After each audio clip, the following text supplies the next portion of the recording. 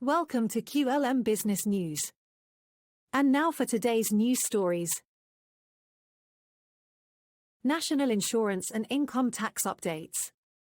What changes are ahead for UK workers and employers? The UK government has announced an increase in the national insurance (NI) rate that employers will need to pay, starting in April 2025. Currently, businesses pay NI at 13.8% on employees' earnings above a £9,100 annual threshold. This rate will increase to 15%, and the earnings threshold will drop to £5,000, effectively raising the cost burden on employers.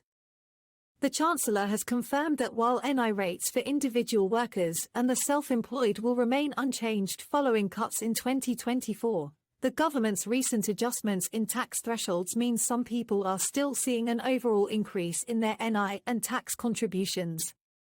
National insurance, a key component of the UK's social welfare funding, supports public services, including the NHS and certain benefits. Workers contribute based on their earnings, while the self-employed pay class for NI on income between £12,570 and £50,270, which recently dropped from 9% to 6%. For income tax, basic rate taxpayers currently pay 20% on earnings between £12,571 and £50,270, while those earning above that threshold face a higher 40% rate. The additional rate of 45% applies to earnings over £125,140.